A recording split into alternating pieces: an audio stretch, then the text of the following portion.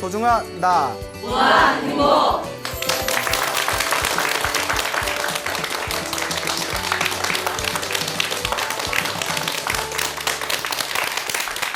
예, 만나서 반갑습니다. 예, 광우 스님이라고 합니다. 제가 오늘 아주 재미난 이야기를 들려드릴게요. 여러분 예전에 전설의 고향이라는 프로 기억나세요? 네. 뭐 거의 전설의 고향에 나올 법한 이야기인데 아주 재밌습니다. 저 계룡시라고 아세요? 계룡시? 네. 뭐 대전 옆에 있죠. 예, 신도안. 예. 계룡시에 원오사라는 절이 있어요. 원오사라는 뭐 창건된 지 얼마 안 된 절인데 그 원오사의 주지 스님께서 노스님이 계시는데 저보다 한참 어른이세요. 그래서 제가 출가할 때부터 이렇게 인사드리고 또 모시던 어른 스님이었는데 얼마 전에 여기 스님을 찾아뵙고 인사를 드렸어요. 그래서 이 스님께서 아유 광우 스님 요새 불교TV BTN에서 너무 활동 열심히 하는 거 보기 좋다고 여기 주변의 신도들도 다들 광우 스님 그 프로를 즐겨본다고 아주 열심히 활동해서 참 보기가 좋네 하면서 덕담을 해주시더라고요. 그래서 이 스님께서 이렇게 차 마시면서 이런저런 대화를 하다가 너무너무 재미나고 신비한 이야기를 해주셨어요. 그래서 제가 이거 너무 신기해가지고 너무 뻥같이 느껴지는 것도 있어서 이걸 말해야 되나 하다가 요 어른 스님께서 젊었을 때 성철 스님이라고 아세요? 네. 예, 한국 불교의 큰 어떤 족적을 남기신 성철 스님 밑에서 18살 때 옆에서 직접 모셨던 스님이시고 우리나라 과거에 3대 학승이라는 스님이 계셨어요. 학승이 교학 공부를 많이 하신 스님을 뜻하거든요. 그래서 우리 대한불교 조계종에서 과거에 3대 학승하면 이제 이 세상을 떠나신 지 오래됐지만 운어 스님, 관흥 스님, 탄어 스님 해서 3대 학승이라고 불렸거든요. 근데 젊었을 때 이 3대 학승 큰 스님 밑에서 두 스님 밑에서 공부를 했습니다. 그래서 운어 스님 밑에서는 능엄경을 공부하셨고 그 관흥 스님 밑에서는 유식사상이라고 해서 불교에서 가장 어려운 불교 교리 중에 하나거든요. 요 유식사상을 공부하신 분이에요. 그래서 아주 그 경악에 밝으신 스님인데 요 스님께서 이제 재미나고 신비한 이야기를 해주셨는데 제가 20년 동안 옆에서 모셔봤지만 절대 거짓말하실 스님이 아니에요. 예? 그래서 광우야 내가 뻥 좀 쳐볼까? 뭐 이러면서 이렇게 거짓말하실 스님이 인품이 거짓말하실 부처님 법 갖고 거짓말하실 분이 아니라서 제가 또 우리 소나무를 즐겨보는 애청자분들께도 기도하거나 신행생활하는데 큰 도움이 될 것 같아서 요 재미난 이야기를 제가 들은 그대로 제가 오늘 여러분들에게 공개하고자 합니다. 그러니까 그냥 재미로 편안하게 들어주세요. 그 계룡시에 그 원오사라는 절이 있는데 이 원오사를 창건하신 주지 스님께서 20년 전부터 당신 이렇게 좋은 도량 하나, 조그만 부처님 도량 하나를 이렇게 만들고 싶은 원력이 있으셨대요. 그래서 20년 동안 이터 저터 이렇게 알아보러 다니셨는데 워낙 어렸을 때부터 좋은 절에 사셔가지고 웬만한 절이 눈에 안 차는 거예요. 우리 그런 거 있잖아요. 좋은 데 살다가 웬만한 데 가면 눈에 안 차잖아요. 그래서 마음에 쏙 드는 터를 이제 발견을 못했는데 이제 터를 찾으러 다니면서 기도를 많이 하셨대요. 부처님 좋은 터 하나만 점지해 주십시오. 부처님을 잘 모실 수 있는 좋은 도량 하나만 점지해 주십시오 하면서 기도를 틈틈이 많이 드렸는데 2003년도였대요. 그러니까 얼마 안 되죠. 2003년도에 이렇게 꿈을 꾸셨답니다. 꿈을 꾸셨는데 꿈에 큰 지도가 보이더래요. 지도.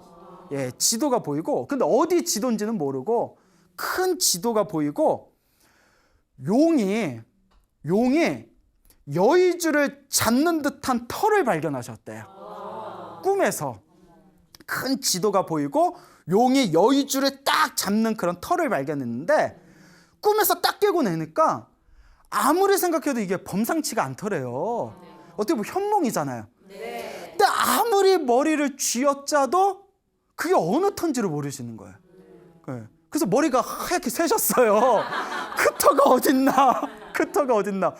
꿈이 범상치가 않은데. 그래서 이제 한 달 지나고 2달 지나서 이제 점점 이렇게 잊혀지셨대요. 그러다가 3개월이 지났을 때, 그 꿈 꾸고 나서 3개월이 지났을 때 계룡산에 이렇게 절이 하나 있는데, 그 계룡산에 있는 절의 주지 스님하고 친분이 깊으셨대요.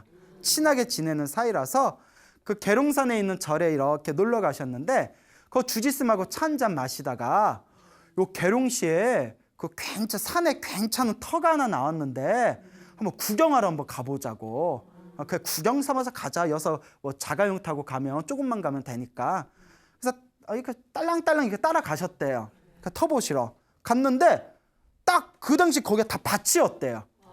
밭이었는데 딱 갔는데 꿈에서 본 자리라는 거예요. 3개월 전에 꿈에서 본 자리. 놀래가지고 그거 찾으려고 머리가 하얗게 됐는데 여기 있었네. 거기 이제 다 밭이었으니까 지금의 법당 자리에서 딱 앞에 전망을 쳐다보는데 꿈에서 봤던 자리하고 똑같더래요. 여기였구나. 부처님이 찾아주셨구나. 너무 신기하죠. 그래서 여기였구나 하고 거기를 이제 부랴부랴 이제 구입을 했답니다. 이제 땅을 사가지고 그 다음에 이제 2003년도에 땅을 사서 이제 2010년부터 이제 법당을 지으셨대요. 그래서 그렇게 이제 꿈에서 현몽을 받아서 그 땅에서 이제 2010년도에 이제 법당을 짓기 시작했는데, 처음에 이제 법당을 지을 때 물이 없어서 고생을 좀 하셨대요.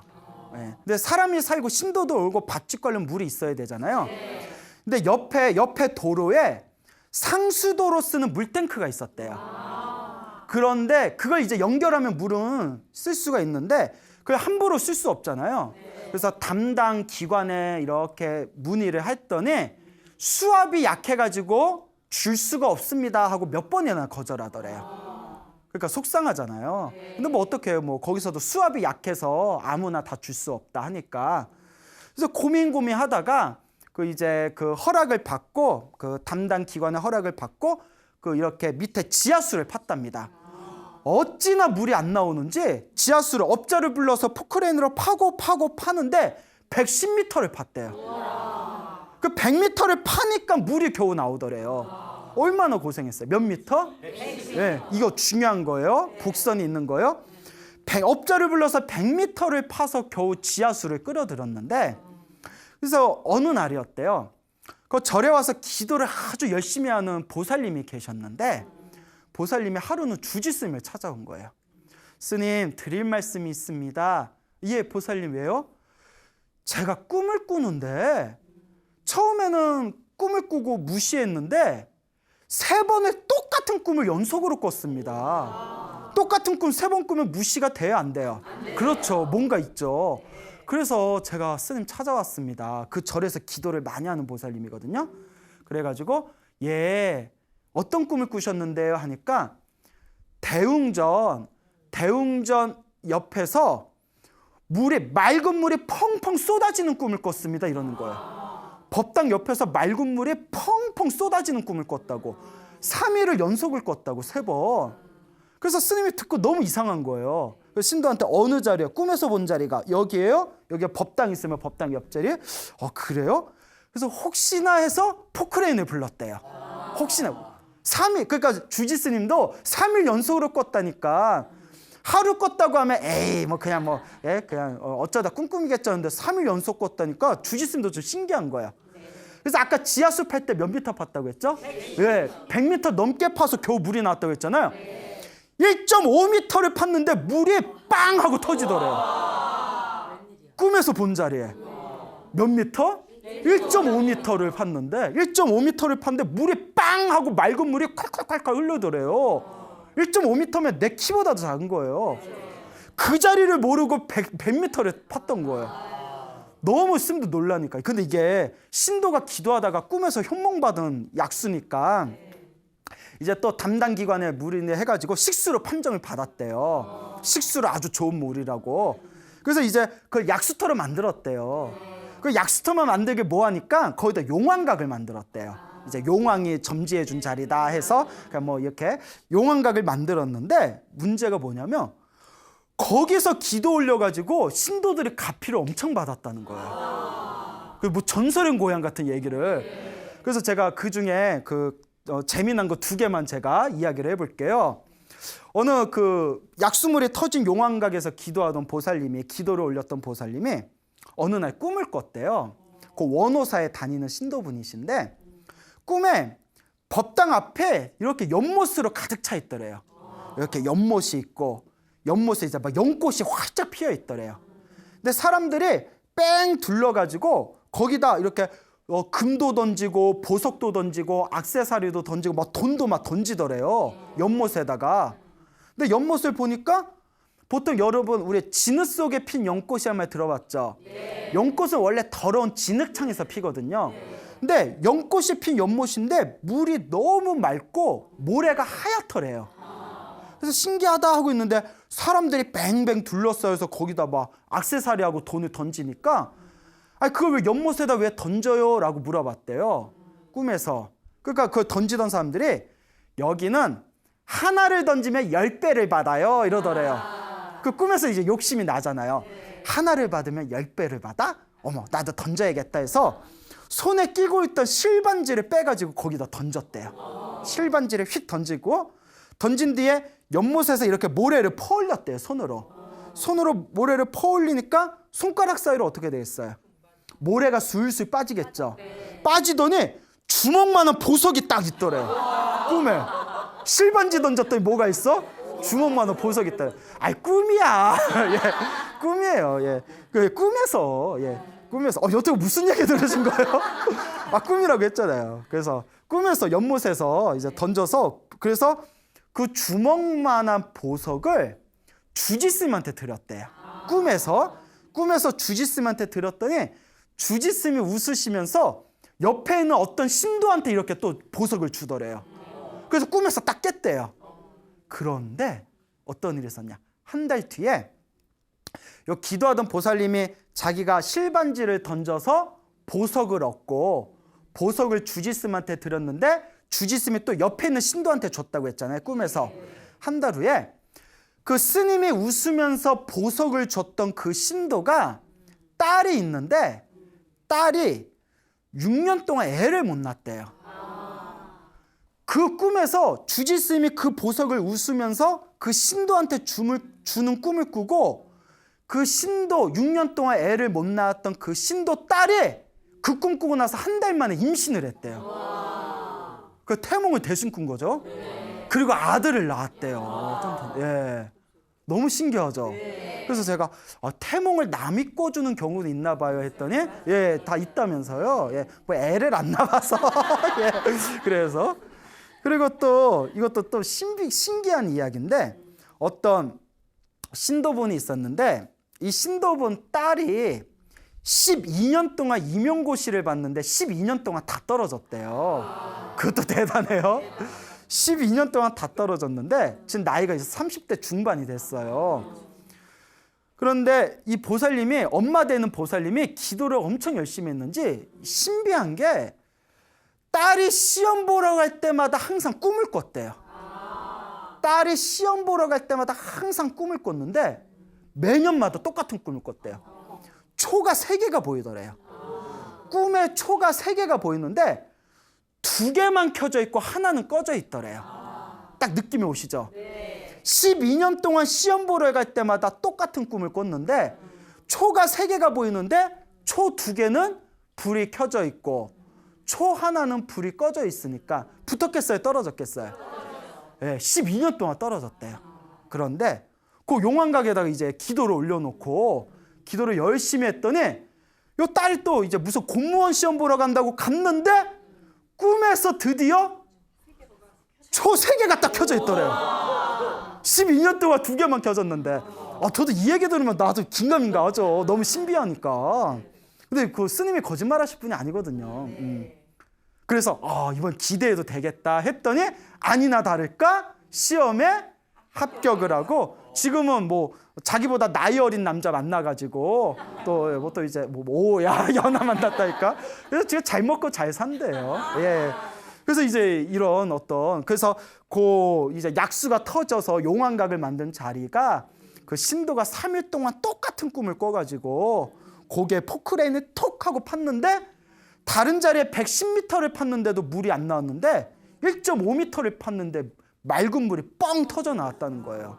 그래서 그런 이야기를 해주셔서 와, 스님 정말 신기합니다. 저도 이렇게 또 속으로 너무나 신기해가지고 야, 이거 참 세상 살다 보니 별일이 다 있구나, 또 이런 생각이 들었죠. 그리고 여러분, 우리가 이렇게 살다 보면 어르신들이 터 잘못 잡으면 안 된다, 이런 얘기 들으셨죠? 네. 털을 잘못 잡으면 사람이 다친다, 이런 얘기 있잖아요. 저는 그런 얘기를 잘 안 믿었어요. 왜 안 믿었냐면, 그럼 아파트는 뭐야? 아파트 막 짓잖아요. 네. 아파트 막 짓는데 그렇다고 아파트 막 졌다고 크게 사건 나고 이랬다는 얘기는 없잖아요. 대신 그런 얘기는 들었어요. 오랫동안 마을에서 모시던 나무를 함부로 잘랐거나, 무슨 말인지 알죠? 그 나무를 함부로 잘랐더니 그 나무를 잘랐던 사람들이 큰 사고를 당해서 몸이 크게 다치거나 그 건설사가 망했다거나 이런 얘기는 들었거든요. 근데 실제로 불교에서도 경전 공부를 하면 나무에 붙어 사는 신들이 있대요. 목신. 그래서 저희도 어른 스님들이 나무 뵐 일 있으면 꼭 반야심경이라도 한 편 읽어줘라, 그런 얘기를 엄청 자주 들었거든요. 그래서 목신, 나무신들이 있다는 얘기 들었고, 어디에 다른 데서 들은 얘기인데, 여러분 우리 가로수 있잖아요. 네. 지방에 보면 큰 가로수들이 있는데 그 길에 이제 음식점이 있잖아요. 네. 음식점이 있는데 우리 길 가다 보면 가로수에 잎이 많으면 음식점 간판이 안 보일 때가 있잖아요. 네. 그때 그걸 막 이렇게 잘라내는 사람도 있고 일부러 나무를 죽이는 사람들이 있대요. 근데 어느 조그만 군소도시에서 있었던 일인데 횟집이 있었대요. 횟집이 있었는데 횟집 앞에 큰 몇백 년 된 은행나무가 있었대요. 오래된 은행나무가 있었는데 엄청 예뻤대요. 근데 은행나무가 너무 크고 잎이 무성하다 보니까 횟집 간판에 가려버려가지고 차가 지나가도 간판이 잘 안 보이는 거예요. 근데 주인 아저씨가 우리가 요 나무 잎이 없어서 우리 간판이 잘 보이면 손님들이 더 많이 올 텐데 욕심이 생겨가지고 그 나무를 죽였대요. 그리고 그 횟집이 쫄딱 망했대요. 쫄딱 망해서 다른 지방에 가서 다른 장사를 했는데도 들리는 소문에 쫄딱 망했대요. 그래서 사람들이 그 몇백 년 된 은행나무를 거기 이제 목신이 살고 있는데 그거 함부로 죽여가지고 벌 받은 거라고, 이런 믿거나 말거나 도시괴담이 있어요. 그냥 전설의 고향급 이야기죠. 그래서 저도 이제 터 잘못 잡으면 큰일 난다, 이런 얘기를 그러면 아파트 지은 사람들 건물 짓는 사람들은 뭐야 이런 마음이 있었거든요. 근데 요 원호서 주지스님도 평생 처음 겪는 일을 경험하셨답니다. 어떤 일이냐면 법당을 지면 법당 옆에, 법당은 부처님을 모시고 법당 옆에다가 그 요사채라고 해가지고 스님들하고 일반 신도들이 생활 공간으로 쓰는 그런 주거 공간 요사채를 이렇게 짓게 되었대요. 그래서 요사채를 짓기 3일 전에 거기 법당을 관리해 주시는 법당보살님이 계세요.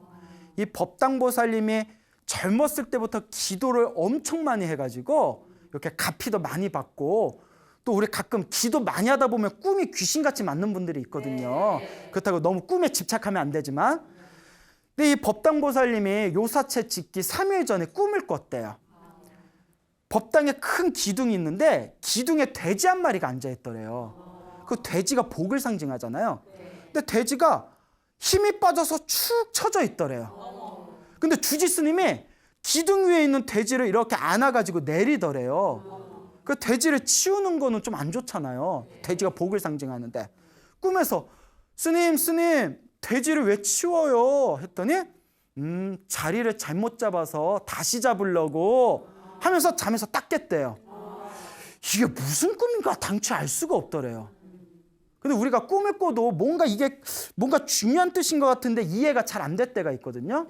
그래서 돼지를 치우면서 자리가 잘못돼서 다시 잡으려고 이게 무슨 꿈인가 하다가 3일이 지나서 이제 요사채를 지으려고 이렇게 법당이 있으면 법당 옆에다가 이제 요사채를 지어야 돼요.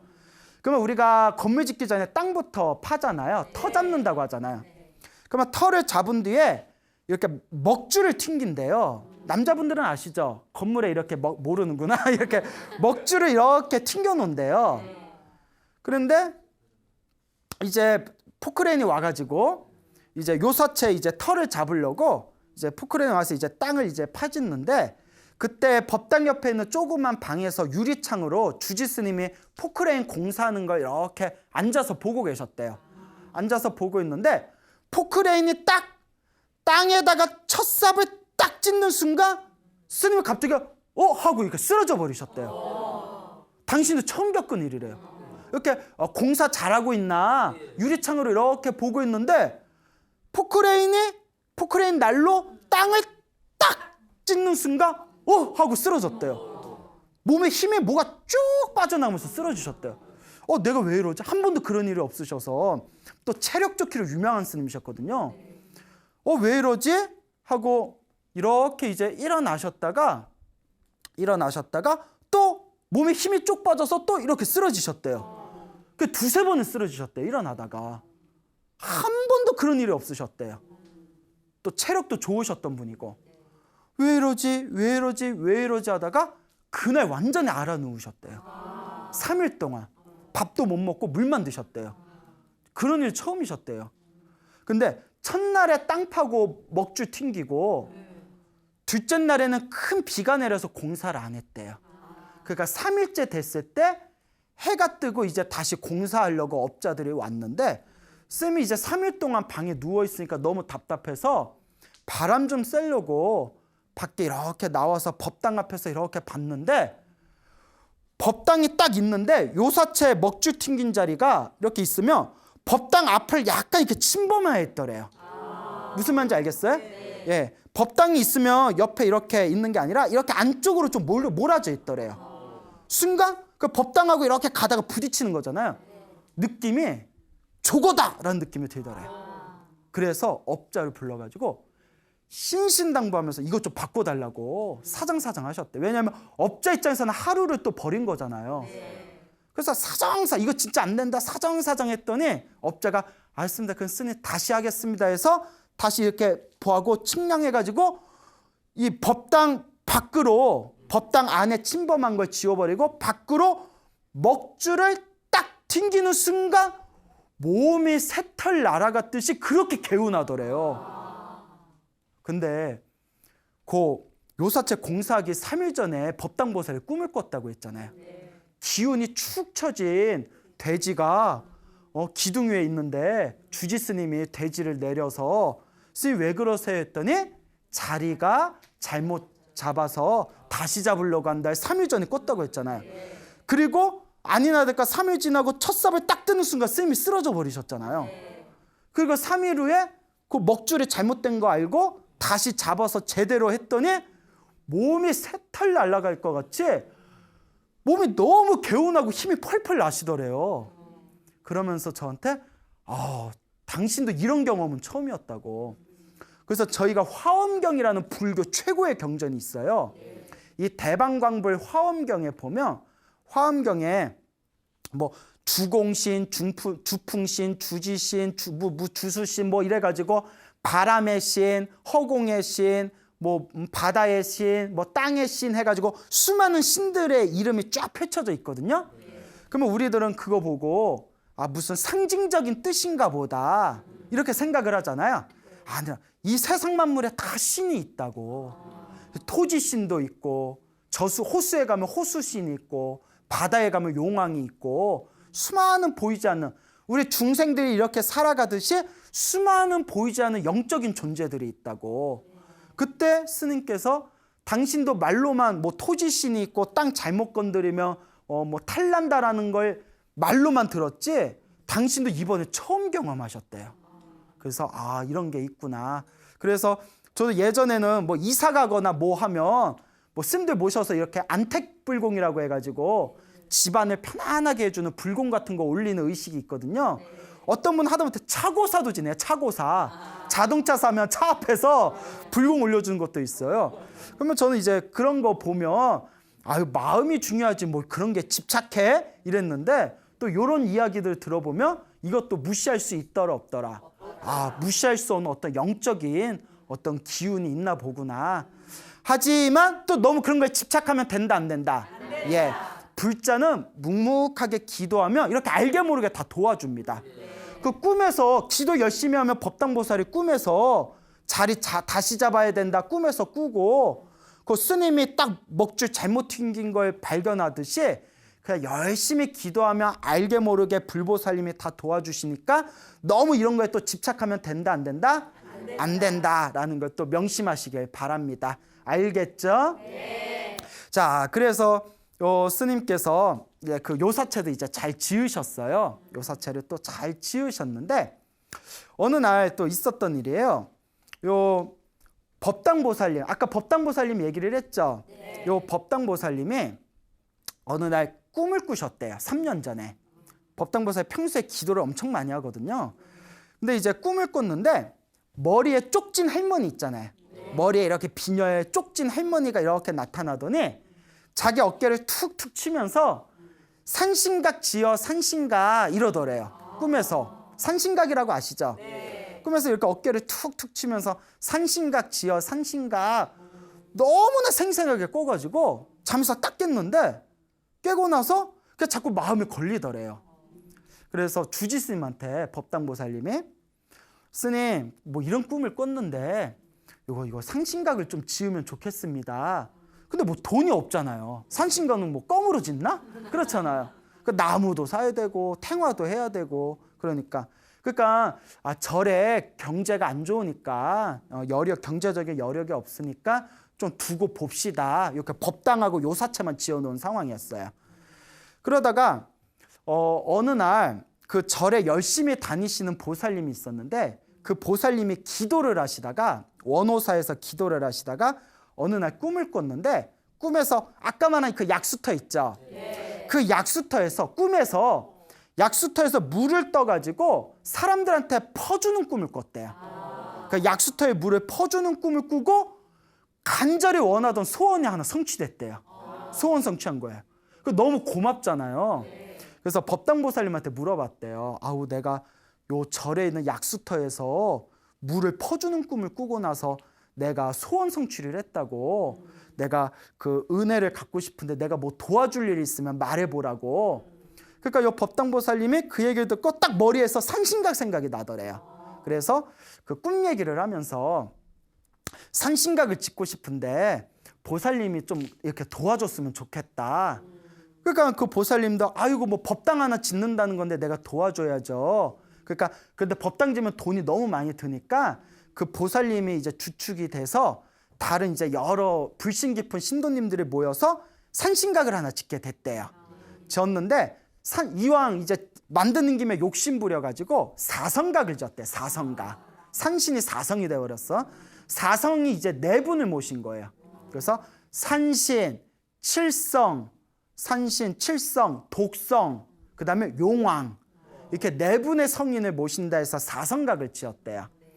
그래서 그 꿈에서 그 약수터에서 물 퍼주는 꿈을 꾸고 나서 소원 성취하셨던 그 보살님이 이제 사성각을 지으면서 내가 그 사성각이면 산신탱화, 칠성탱화, 독성탱화, 용왕탱화, 탱화 4개는 모셔야 되잖아요.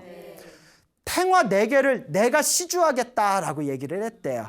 근데 이제 또 유명하신 분이 이렇게 정성스럽게 그려주면 그것도 가격이 만만치 않거든요. 그것도 작품이기 때문에 하나도 아니고 4개는 내가 맡아서 하겠다.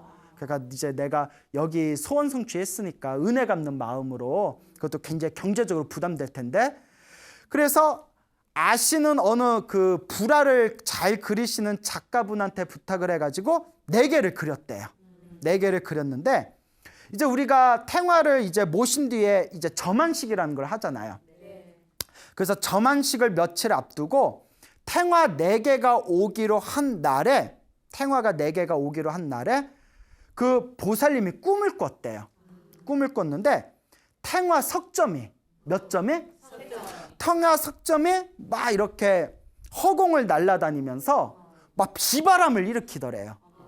허공을 날아다니면서 막 비바람을 일으키니까 꿈에서 깨고 나서 놀래가지고 그렇잖아요. 탱화가 근데 또 몇 점도 아니고 몇 점이 3점만 이렇게 하늘을 날아다니면서 막 비바람을 일으키니까 주지 스님께 가서 여쭈어 봤대요. 주지 스님, 제가 꿈을 꿨는데 꿈의 탱화 석점이 하늘을 막 뿅뿅 날아다니면서 막 비바람을 일으키고 풍운 조화를 일으키더라.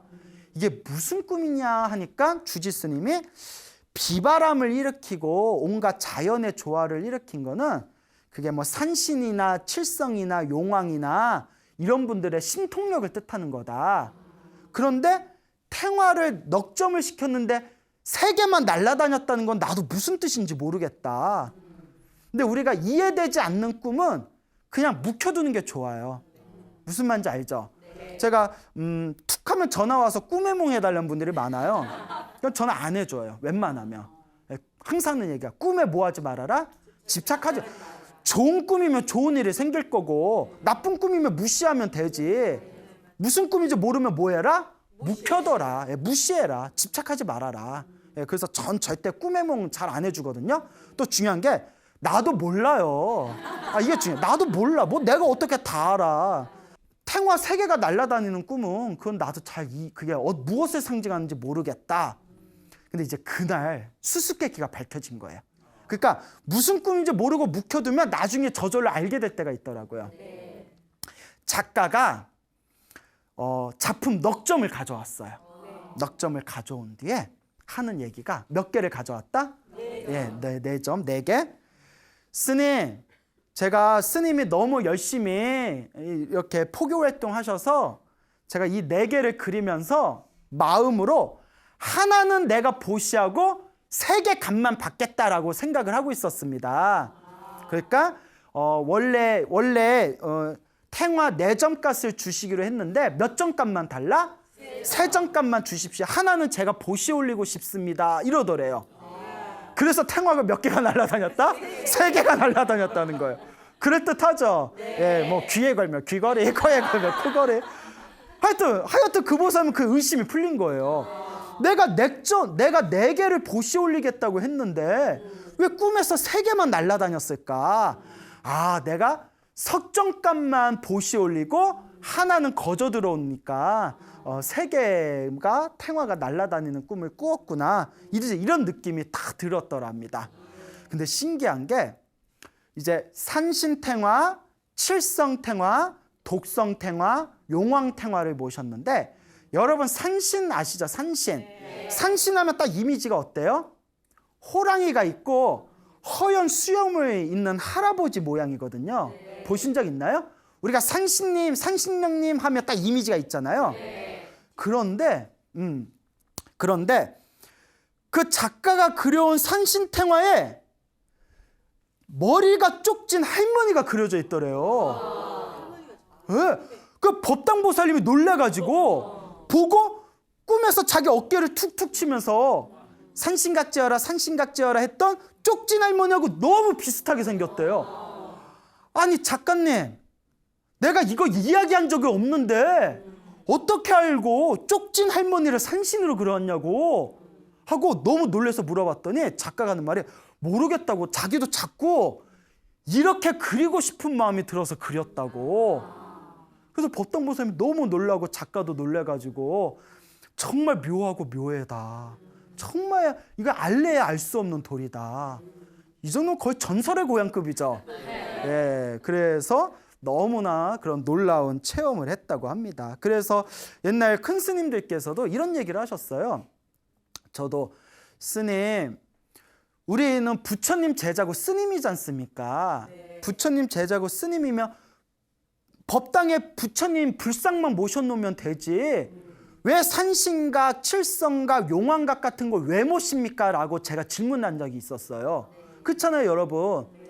우리 부처님 제자면 부처님만 모셔놓으면 되지 산신각, 뭐 용왕각 이런 걸 뭐하러 모시냐 했더니 이제 어른 스님들 하시는 말씀이 이 세상에는 보이지 않는 신적인 존재들이 정말 있다. 그래서 산을 지키면 산신, 바다를 지키면 용왕, 뭐 사람들에게 복을 내려주면 칠성, 이런 영적인 존재들이 부처님께 귀의하고 부처님께 약속하기를 부처님 저희가 보이든 보이지 않든 저희가 신통력으로 절에 열심히 다니고 기도 열심히 하는 불자들을 저희가 보호해 주겠습니다라고 원력을 세웠다. 일종의 불교에서 말하면 수호신장이에요. 수호신장, 수호령들. 그래서 우리 한국 불교에서는 이렇게 절에 산신이나 칠성이나 용왕을 모시고 이런 영적인 존재들이 부처님 법을 열심히 공부하고 복과 공덕을 쌓는 이런 불제자들을 은근히 보호해주는 역할을 한다라고 이야기를 하시더라고요. 그래서 이런 꿈 얘기 같은 거 들어보면 이런 이상한 이야기, 신비한 이야기를 들어보면 야, 산신도 무시할 수 있다 없다. 무시할 수 없다라는 그런 생각이 듭니다.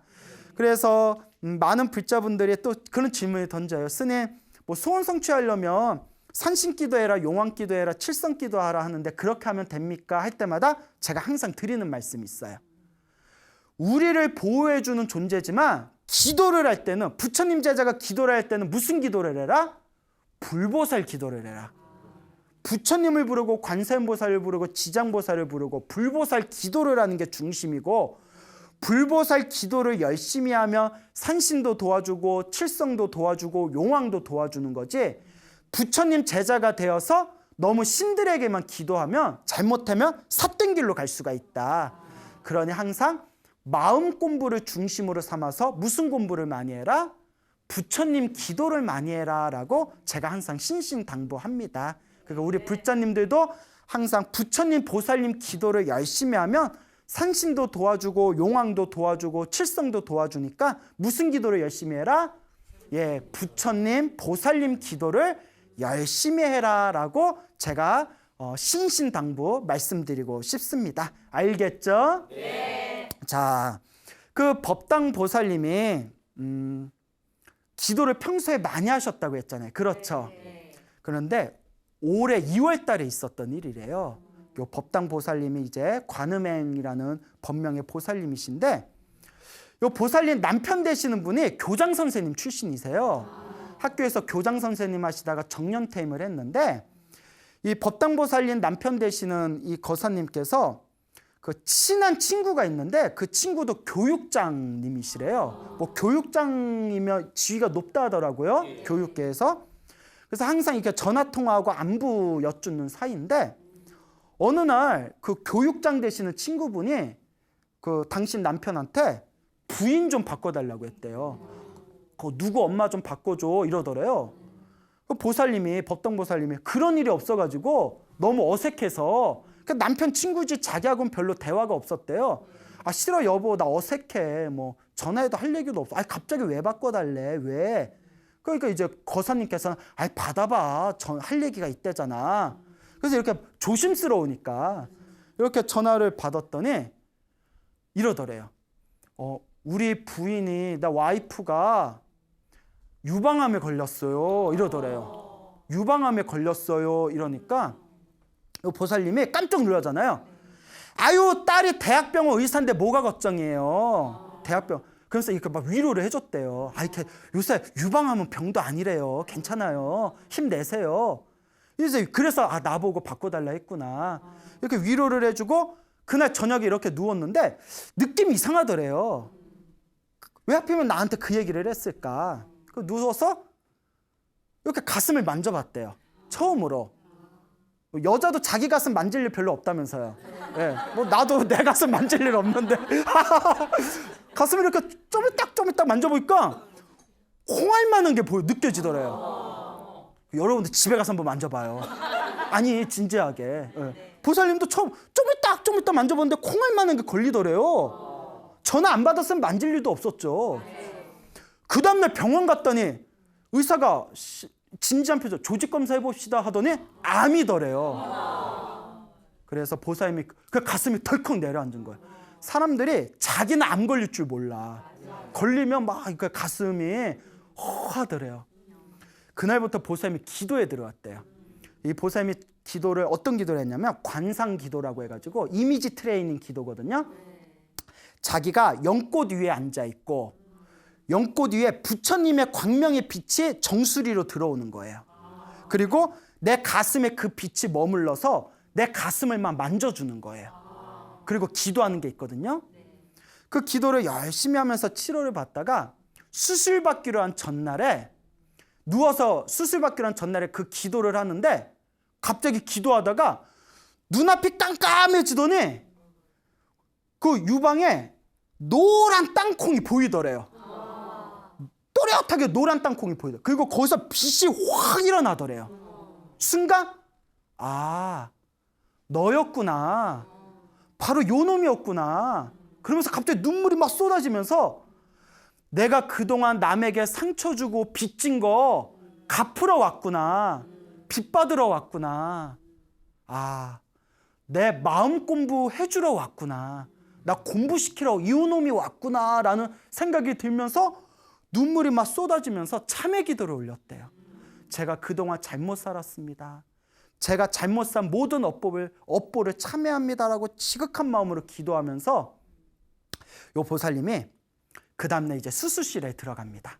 가족들하고 인사하면서 다 수술실 들어가면서 마음으로 이렇게 생각했대요. 부처님, 저 법당문 열고 들어갑니다. 그 수술실 들어가는 게 아니라 어디에 들어간다? 법당문 열고 들어갑니다. 저 이제 부처님 앞에 앉겠습니다. 부처님, 저에게 가피를 내려주세요 하면서 수술실에 딱 들어가면서 마취하면서 정신을 딱 잃었대요. 그리고 딱 정신을 차렸는데 이제 의사가 와서 하는 말이 정말 다행이라고 열어보고 의사가 깜짝 놀랐대요. 너무 깨끗하고 착한 놈이라고. 의사들끼리 암이 깨끗한 걸 착한 놈이라고 표현한대요. 아주 깨끗하고 착한 놈입니다. 깔끔하게 치료가 되었습니다 라고 하더래요. 그 보살님이 이제 펑펑 우시면서 이게 다 부처님 가피인 것 같다고 그러면서 지금도 열심히 기도하면서 부처님 시봉하고 있습니다. 그런데 여러분, 오늘 제가 전설의 고향에 나올 법한 좀 신비한 이야기 많이 들었죠? 너무 이런 신기한 거에 꿈에 집착하라는 뜻이 아니에요. 제가 오늘의 이 이야기를 해드린 의도를 이해하시겠죠? 제가 드리고 싶은 얘기는 열심히 기도하면 이와 같이 우리가 인간의 상식으로는 알래야 알 수 없는 이런 신비한 가피를 받을 수가 있으니까 부디 우리 불자님들 열심히 기도하라는 뜻으로 오늘 이 이야기를 들려드렸습니다. 그러니까 여러분 열심히 기도하세요. 네. 여러분 행복해지고 싶습니까? 네. 행복한 삶을 창조하고 싶습니까? 네. 복을 지으십시오. 선업을 지으십시오. 공덕을 쌓으십시오.